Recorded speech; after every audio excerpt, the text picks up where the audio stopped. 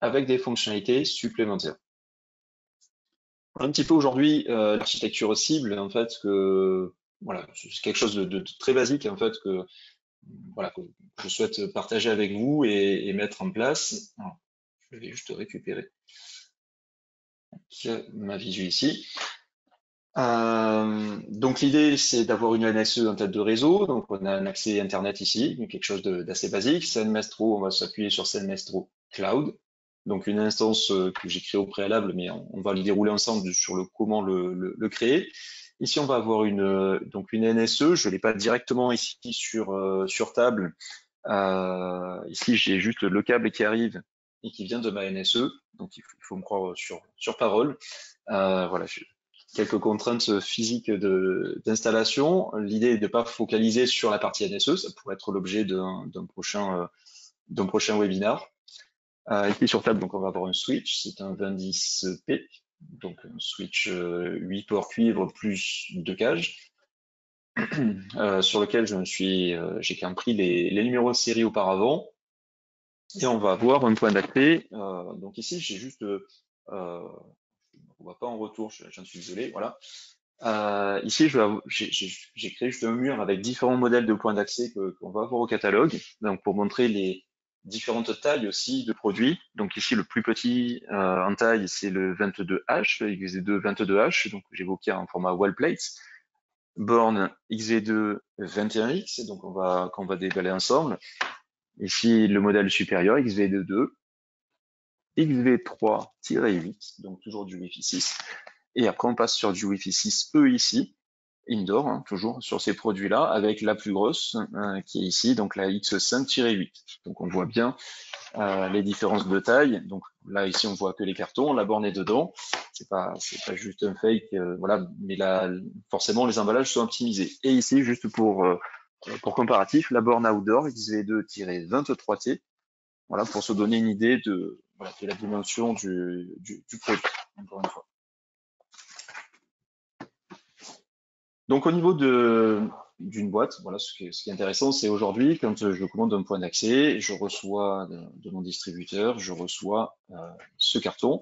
Ce carton va avoir différentes indications dessus. Donc une des plus importantes va être bien sûr les étiquettes sur le côté avec le modèle, certes.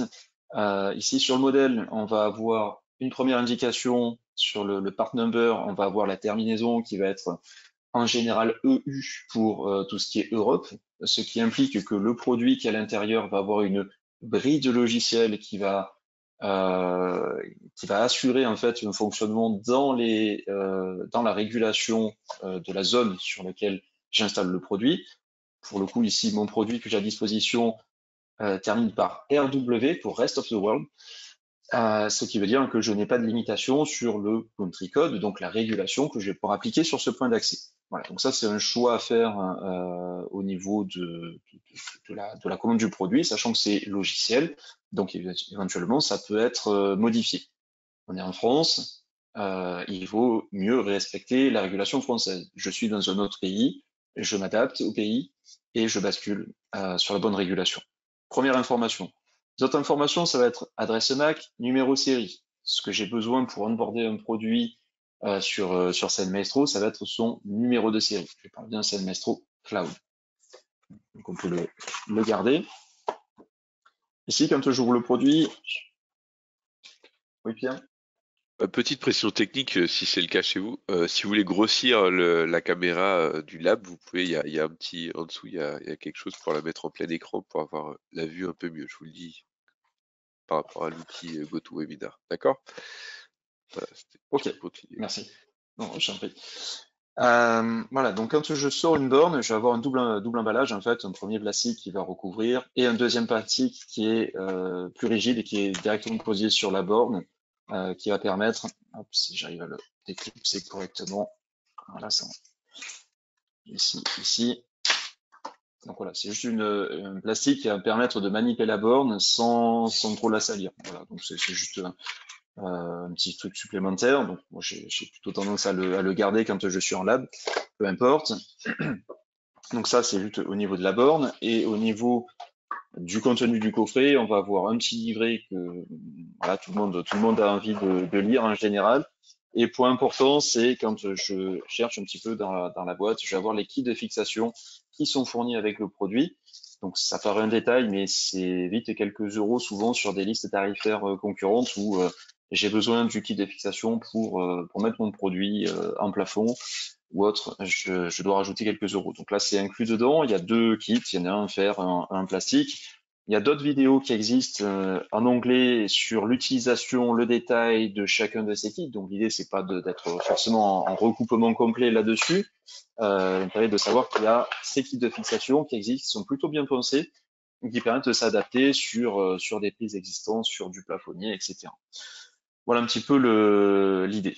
Donc au niveau de mon produit, ici je vais avoir, donc c'est la 21X, ici je n'ai qu'un seul port Ethernet, donc je ne peux pas me tromper. Sur certains autres modèles, je peux avoir plusieurs ports Ethernet.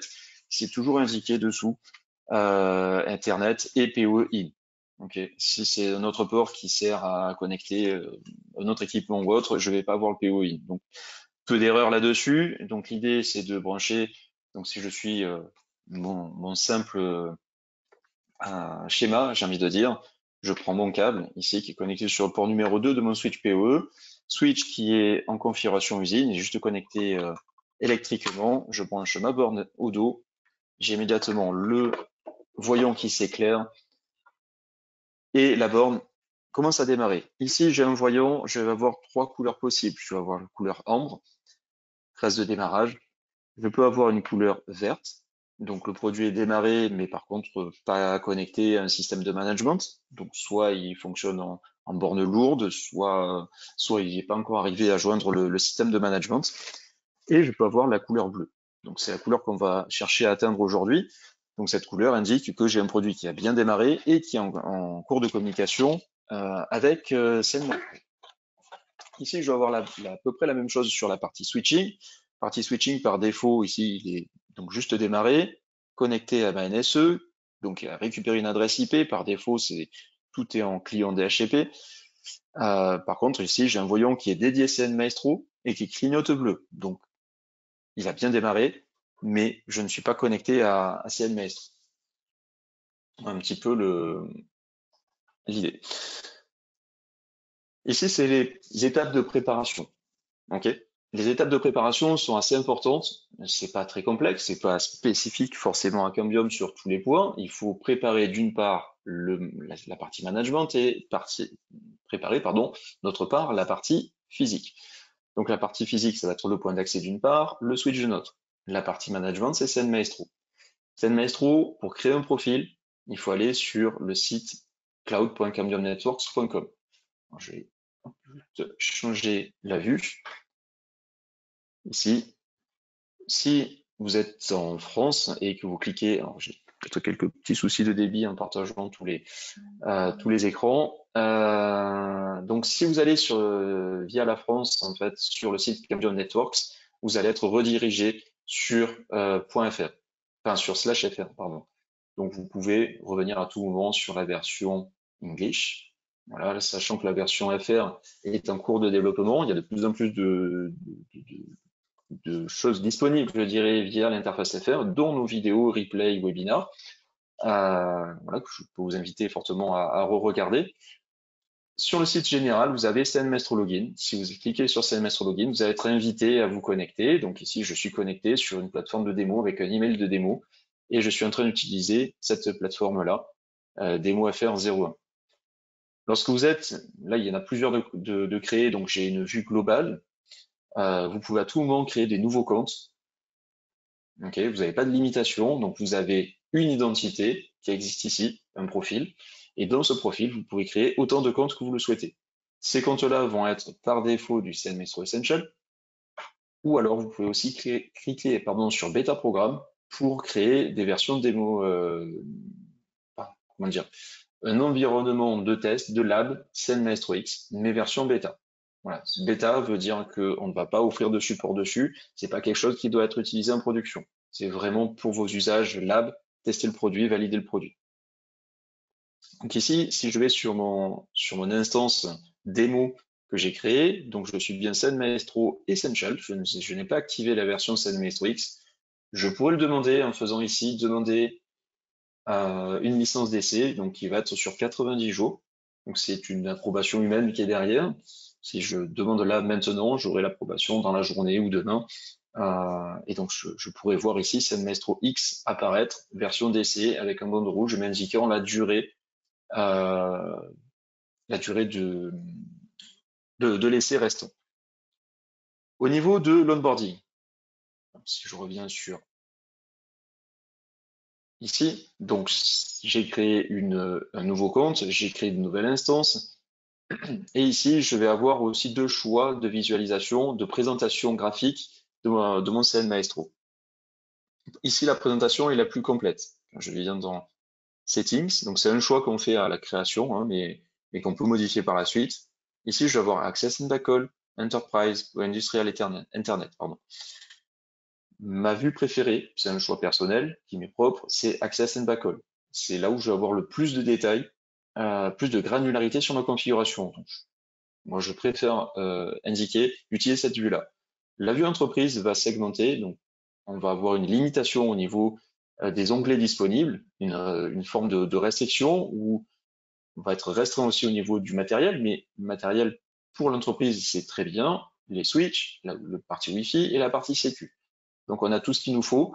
C'est plus restreint au niveau du choix. Ça peut être convenir à des personnes qui cherchent vraiment à être plus efficaces sur la configuration, unique des produits, et moins sur l'organisation. Donc ma vue préférée va être Access and Backall, puisqu'ici on va avoir deux lots d'onglets. Un premier lot qui va être sur le monitoring, et un deuxième lot d'onglets qui va être plus sur la configuration, le management, l'administration. Quand je vais sur Monitor and Manage, ici, je vais avoir accès à un Tree View. Ce Tree View est uniquement dans ce mode-là, mais pas dans le mode simplifié. Donc après, c'est on aime ou on n'aime pas, on en a besoin ou on n'en a pas besoin. C'est vraiment un choix qui est propre à chacun, et tout le monde est libre de changer à tout moment de vision.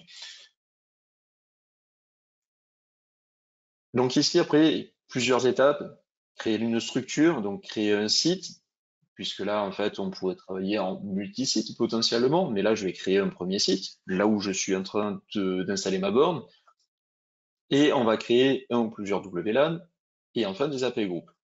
Donc là, je crée vraiment ma structure sur le produit. Donc quand je viens sur le Tree View, je vois que j'ai deux informations par défaut, j'ai système et défaut. Ok. Si je viens sur système, je peux rajouter un network. Quelque chose de très simple, c'est une unité d'organisation. Jusque-là, il n'y a rien d'indispensable au bon fonctionnement de la partie Wi-Fi, c'est vraiment pour s'organiser sur SendMaestro. Je vais l'appeler Lab 01. Je fais ajouter. Immédiatement, j'ai une unité d'organisation qui arrive ici, Lab 01. Ce Lab 01, je peux créer plusieurs sites ou tower. Tower étant dédié au pan radio, site étant dédié à la partie entreprise, donc Wi-Fi switching. Ok, je fais autoriser. Ici, je vais mettre, peu importe, Paris. Localisation, donc on peut rajouter les coordonnées GPS, il faut être assez précis là-dessus. Un temps de refresh sur mon image lié à mon débit disponible actuellement. Et ici, je vais l'appeler bureau 01. Ok. Donc ici, je vais avoir les unités d'organisation. Pour le moment, j'ai juste créé une forme, une structure. Je ne suis pas limité vraiment en nombre de networks et je ne suis pas limité en nombre de sites dans le network. Ok. Donc si je reprends ici, je viens de créer un site. Maintenant, il me faut créer la partie WLAN et après la partie API Group. Pour créer la partie WLAN, ici j'ai configuration API Group et WLAN. Jusque-là, c'est assez logique. API Group, WLAN. Je viens ici, par défaut, j'ai deux types de WLAN créés. J'ai un bouton nouveau.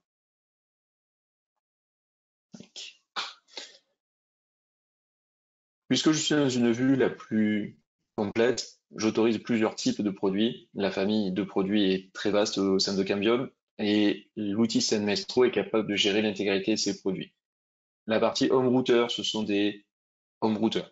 Ce sont des équipements qui sont dédiés à être installés comme une box en fait, en format opérateur. Je vais les installer en extrémité d'une connexion opérateur, et c'est ce qui va faire la séparation entre mon monde opérateur et le monde du client au final. Donc ce sont des petits produits qui sont dédiés à être installés de façon unique sur un site client. Ici, ce qui nous intéresse, c'est la partie entreprise Wi-Fi. Donc, entreprise Wi-Fi, c'est tous les points d'accès que l'on a vus et que l'on voit encore sur la partie en fond, dans les cartons là-bas. Donc ici, je vais pouvoir créer WLAN Lab 01, par exemple. Donc je donne un nom de management au WLAN, éventuellement une description. Par défaut, je récupère ce nom de description dans le nom diffusé, mais je pourrais le changer. Peu d'intérêt en général, mais il y a une possibilité malgré tout d'avoir un nom de management et nom diffusé qui sont différents. C'est un point important quand même sur des configurations plus complexes. J'ai la possibilité de gérer du mesh ou pas au travers de ce WLAN. Ça, c'est quelque chose de spécifique qu'on va essayer de déconseiller au niveau des installations, d'éviter d'utiliser le mesh. Tous les produits Cambium, tous les produits Wi-Fi Cambium sont capables de faire du mesh. Tous les produits sont capables de le faire sur toutes les bandes de fréquences et on est capable aussi de mélanger les types de produits entre eux. Alors, je peux très bien utiliser une borne Wi-Fi 5 et lui demander de monter du mesh avec une borne en Wi-Fi 6. C'est une souplesse de configuration. Malgré tout, ce qui va être déconseillé, c'est la topologie mesh, puisqu'on va perdre en termes de débit, on va augmenter les latences. Voilà, c'est pas quelque chose qui est conseillé niveau architecture. C'est pas spécifique à Cambium, c'est pas lié à une défaillance matérielle ou quoi que ce soit. C'est plus une règle d'art. Il vaut mieux essayer de câbler les produits pour s'assurer des meilleures performances derrière. Voilà. Choix du VLAN, pardon. Donc au sein du WLAN, bien évidemment, je peux faire pointer ce WLAN, pardon, sur un VLAN. Donc si je reprends mon schéma d'architecture juste avant, je voulais créer en fait deux WLAN, un invité, un métier, VLAN 30, VLAN 31. Donc on va essayer de coller à ça. Je vais essayer de créer le VLAN invité, VLAN 30. Donc je reprends ici, je change mon nom, invité, je rechange ici, invité, et ici je mets le VLAN 30. Au niveau de la sécurité, j'ai le choix bien sûr entre différents formats de sécurité. Ici, si je fais du format invité, je vais rester sur du open. Si je reste sur le format entreprise, je choisis un WPA2, WPA3 potentiellement, ou WPA2 entreprise avec du 802.1x, authentification 802.1x. Donc ici, je fais de l'invité, je reste sur du open. Ici, les bandes de fréquences sur lesquelles je vais pouvoir diffuser le WLAN. Voilà, donc c'est quelque chose d'assez simple, je dirais. La page de configuration ici, c'est quelque chose qui doit aller très vite. Je choisis entreprise Wi-Fi, je tape le nom du SSID, éventuellement un VLAN, le type de sécurité, et je peux faire sauvegarder. Si je fais sauvegarder à ce point-là, je viens de créer un WLAN. Ok. L'autre WLAN, c'est métier VLAN 31, sur lequel je vais mettre un WPA2. Je reviens sur la configuration WLAN, juste pour m'assurer, j'ai bien le réseau ici qui est créé, le WLAN. Je peux en créer un autre très rapidement. Métier, VLAN 31, sécurité WPA2, passe-phrase 0, 1, 2, 3, 4, 5, 6, 7, 8, 9. On est au top de la sécurité et je peux faire un sauvegarder. Je reviens vérifier ici. J'ai bien mes deux WLAN qui ont été créés. AP Group. AP Group, ça va être un template de configuration du point d'accès. Template de configuration du point d'accès veut dire quelle configuration, quelle ligne de commande, en fait, je vais donner systématiquement à tout point d'accès qui va appartenir à ce groupe. Donc, si je fais ici un nouveau AP Group, donc j'ai toujours mon choix entre les différents types, je reste sur de l'entreprise Wi-Fi, et je vais l'appeler AP Group Lab 01. OK. Ici, je vais choisir le country code. Donc, country code va découler la régulation des produits. Donc là, c'est qu'est-ce que je demandais en termes de puissance de transmission. Il faut qu'à ce niveau-là, je sois compliant avec la régulation où j'installe les produits. Donc, si j'ai des bureaux, des locaux qui sont sur Paris, sur New York et sur Taïwan, je vais avoir des régulations différentes. Je peux le gérer au travers de la même instance SN Maestro. Okay, je vais créer plusieurs sites, comme on l'a vu au tout début dans mon preview, et je vais aussi créer plusieurs AP groupes qui vont correspondre à l'implantation géographique des produits. Donc un AP group pour Paris, le country code de France. J'étais sur New York, donc country code US, et Taïwan. Je vais aussi mettre le country code qui va bien dessus. Donc ici, j'ai la liste de tous les country codes disponibles, avec la restriction, comme je disais, si votre borne est en EU, vous n'allez pas pouvoir la basculer en US comme ça. Il faut récupérer une clé pour la débloquer, etc. Donc ça, il y a une procédure comme pour vous communiquer qui se passe via le site support Cambium en disant j'ai une borne en EU, je souhaiterais la déployer dans un autre pays et il me faut la débloquer. Donc c'est quelque chose qui est faisable, qui est gratuit, c'est une démarche, ou alors directement je la commande dans le bon country code. Le placement de l'AP va découler la régulation éventuellement, puisqu'il peut y avoir des différences de régulation. C'est notre cas sur la partie France, par exemple. Il y a des canaux 5 GHz, par exemple, qu'on peut utiliser en indoor et pas en outdoor. Voilà, donc c'est le placement du point d'accès est important. Donc il faut en comprendre. Enfin, on peut mettre des points d'accès indoor et outdoor dans le même AP group.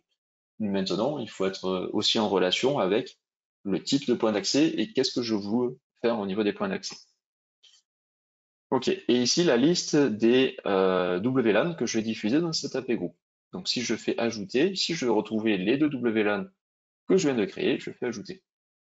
Donc je parle beaucoup pour imager un petit peu ce qu'on a à l'écran.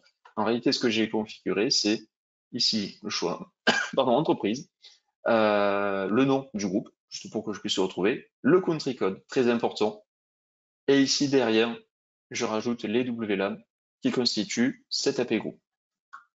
Comme l'AP group est poussé à un lot de points d'accès, ici ce qui va être exigé, c'est au niveau du management, c'est de mettre un mot de passe admin.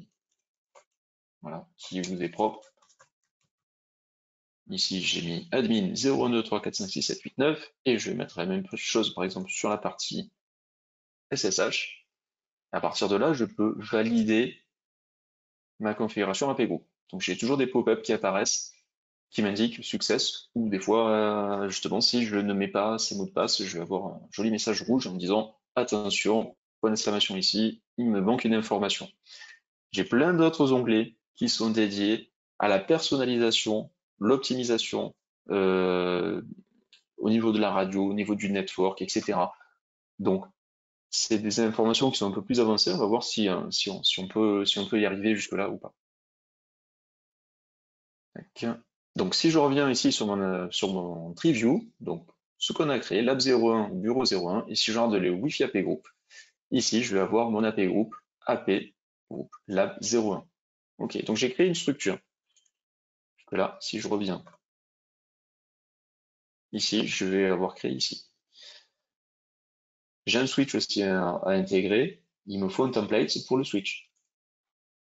Configuration, switch group. Ici, je vais pouvoir créer un nouveau template pour les switches. Même philosophie, pardon. J'ai fait l'app switch 01. C'est juste un nom.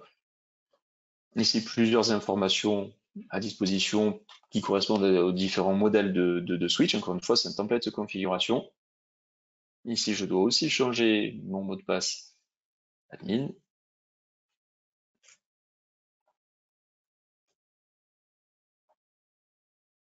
Je change aussi sur le guest.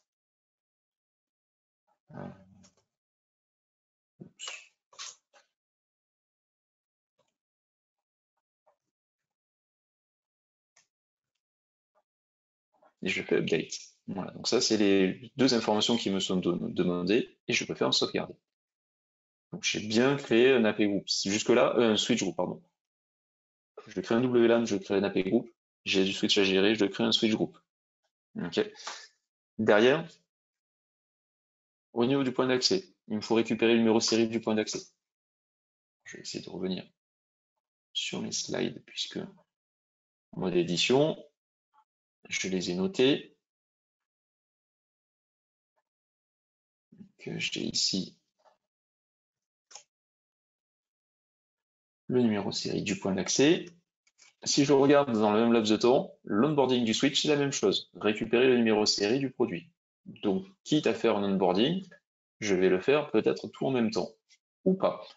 On va commencer par le switch, qui est global, et après on va essayer un mode plus particulier sur le mode point d'accès pour optimiser l'onboarding. Donc la partie switch. Ici, j'ai un onglet qui est onboard. Onboard, qui est très parlant. Ici, je vais faire un claim device et je vais pouvoir mettre ici le numéro série de mon produit. Je pourrais de la même façon mettre d'autres numéros série à la suite pour onboarder plusieurs produits à la suite. Ce que j'ai pas forcément montré directement sur le produit, il y a aussi des QR codes qui sont disponibles au dos du produit. Donc, vous avez le numéro série. Vous avez aussi un QR code qui vous permet de récupérer le numéro série, QR code qu'on retrouve également sur l'emballage du produit en extérieur. Donc, ce QR code permet de récupérer directement la partie numéro série et de l'intégrer dans la partie Send Maestro. Send Maestro, ici, là, je suis en train de partager mon écran sur un laptop. Si je veux faire l'onboarding via mon smartphone, je peux me connecter de la même façon à la même URL, donc cloud.combiumnetforce.com, et vous aurez une adaptation automatique de Send Maestro sur votre navigateur, format smartphone, tablette, etc. Donc c'est un point qu'on met rarement en avant, mais c'est une application du coup web qui va pouvoir s'adapter au device et qui se connecte dessus. Donc voilà, même procédure si on veut le faire directement via un smartphone. Je fais Claim Device. Immédiatement, c'est reconnu comme étant un switch. Et donc ici, des informations sont récupérées. Donc là, pour le moment, c'est offline. Et on attend que l'équipement vienne se connecter au cloud Cambium. Donc par défaut, tous les équipements, quand ils sont confusés, sont clients DHCP et ont pour ordre, dès qu'ils récupèrent une adresse IP, une sortie Internet, etc., d'aller se connecter directement sur notre interface cloud.cambiumnetworks.com. À partir de là, c'est une requête très simple. Voilà mon numéro de série. Est-ce que quelqu'un m'a demandé? Ok. Donc là, potentiellement, ça peut prendre quelques minutes, je dirais, jusqu'à quelques minutes pour le refresh. En fait, il y a deux points. Il y a le moment où le produit va pousser la requête au niveau du cloud, et il y a le moment où on va avoir le refresh de l'interface Send Maestro qui va bien nous dire que le produit est en attente pour l'onboarding. Ok. Pendant que on attend la partie switching, je vais juste copier le numéro série de la borne. Et donc une autre façon d'onboarder, donc je peux faire la même procédure pour onboarder ma borne. Ici, je viens ici, je copie le numéro série de la borne. Ou alors, pour le point d'accès, je peux venir dans Monitor and Manage. Donc ici, j'ai toujours mes deux onglets Network et AP Group. Je peux venir directement ici sur mon site et mon laboratoire qui s'appelle Bureau 01. Ici, je vais faire un Claim Device. Et donc, je vais avoir partiellement des informations qui sont renseignées. Et donc, il va me rester, donc, cette partie-là, c'est l'arborescence. Et ce qui va me rester à renseigner, ça va être quel AP group je veux pousser au niveau du point d'accès. L'AP group, c'est la seule information indispensable pour le fonctionnement du point d'accès. Si je fais un claim du point d'accès et que je ne pousse pas d'AP group, il va rien diffuser, il va rien se passer. Il va être connu sur Send Maestro, c'est très bien, mais il va rien se passer. C'est l'AP group qui va donner toutes les informations nécessaires au point d'accès pour qu'il soit fonctionnel. Et donc ici, je peux faire un claim avec le numéro série ici. Et je fais claim device. Dernière possibilité pour un point d'accès, c'est je viens au niveau de l'AP group et je fais un claim device. Et donc, c'est la même chose que ce que je viens de montrer sur la partie network, sauf que mon point d'entrée est l'AP group. Donc, ce qui me reste à renseigner, c'est quel va être le network, quel va être le site dans le network. Et je rentre ici mon numéro série et je fais mon claim device.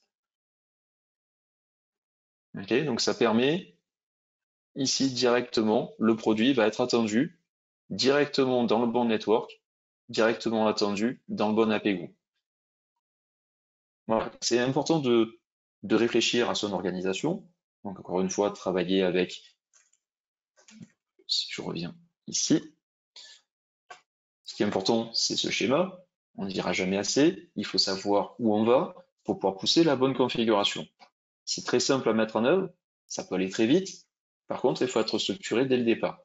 Si derrière, j'ai d'autres points d'accès à pousser, eh bien en fait, j'ai déjà mon architecture qui est prête et je vais juste revenir ici, par exemple, dans l'AP Group et faire des claim device. Ok. Si je rentre sur la partie onboarding, en fait, ici, j'ai déjà des produits donc, qui sont arrivés. Donc, j'ai mon switch qui est bien arrivé, qui est marqué maintenant online et qui est waiting for approval. Donc ici, j'ai les petits boutons. C'est bien moi qui ai demandé le produit. J'approuve. J'aurais pu approuver précédemment avec automatique approval. Ici, je vais approuver le switch. Et la borne, en fait, est déjà en train de s'updater. Donc, quand on parle de s'updater, donc ici, puisque vous avez la visu directe sur le lab, la couleur de la LED a changé immédiatement, elle est devenue bleue, okay, puisque je suis bien géré maintenant sur une instance de CN Maestro. Et en fait, l'updating en cours, qui est terminé maintenant, c'est juste le fait de pousser la configuration de l'AP Group. Voilà, donc là, tout est OK. Si je reviens ici, normalement, voilà, j'ai le point d'accès qui apparaît, connecté. Le petit E qui est ici signifie Ethernet, puisque je suis bien connecté à l'Ethernet.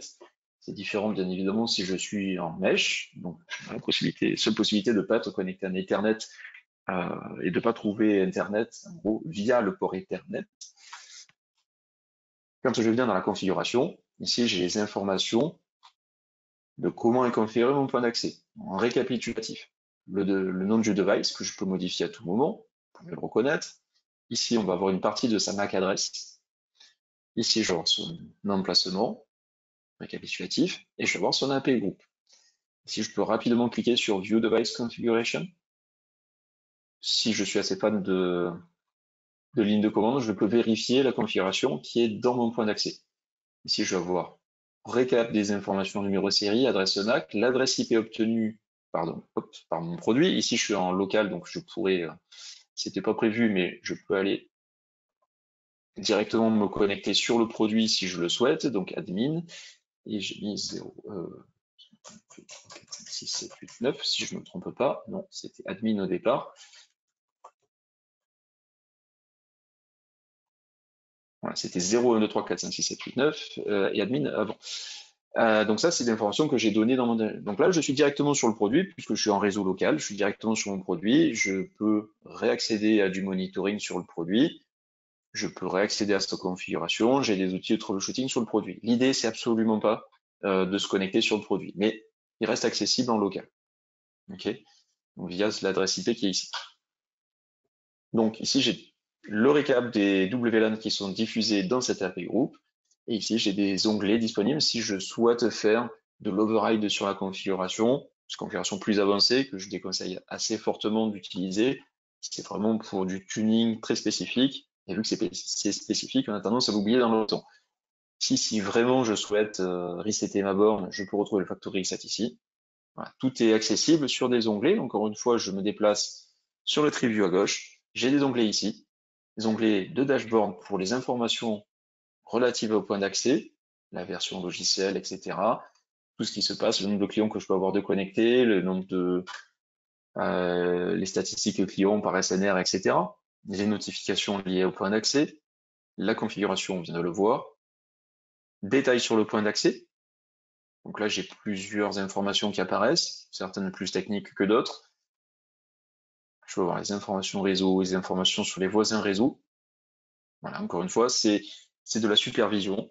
Les performances sur la borne, donc là ici on peut être entre 1 heure et 7 jours sur différentes métriques en format graphe. On vient de l'updater, donc voilà.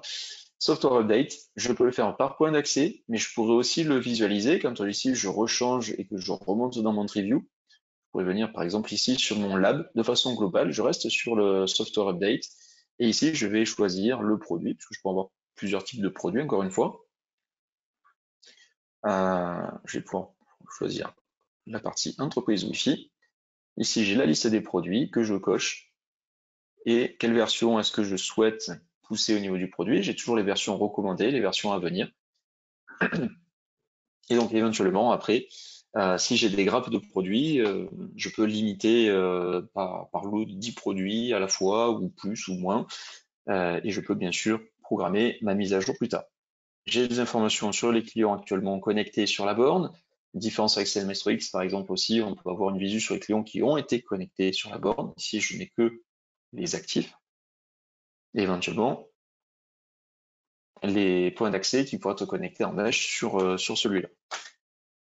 Voilà pour la borne. Si je viens ici sur la partie onboard, je vais avoir mon switch qui est resté ici. Si je viens sur la configuration du switch, donc il est dans le réseau défaut. Si je viens sur configuration, je peux l'associer, donc c'est une même logique, hein, je viens sur l'équipement, j'ai un dashboard, notification, détails, etc. et configuration, où je retrouve à peu près les mêmes informations, l'état de synchronisation non communiqué puisqu'il n'a jamais été configuré. Ici, je peux associer mon switch group et je vais appliquer la configuration. Voilà, donc là, la synchronisation se passe avec le switch. J'ai pas mis un niveau de sécurité suffisant sur mon password, donc voilà, ça m'apparaît très clairement. On va aller modifier ça. Switch group, management, admin. Et je vais mettre un arrobase avec un peu de chance, ça devrait suffire.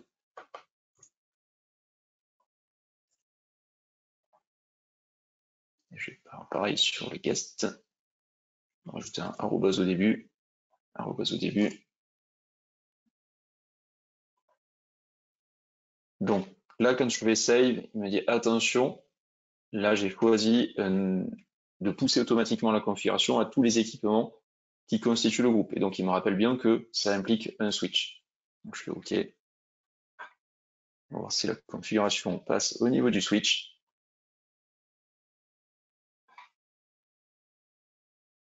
Tac, je vais juste rafraîchir.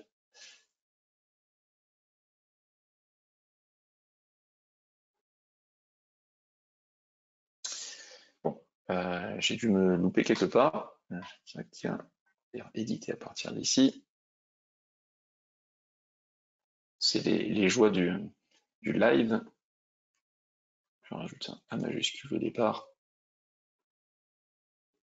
Ici, un A majuscule au départ. Date, save, yes.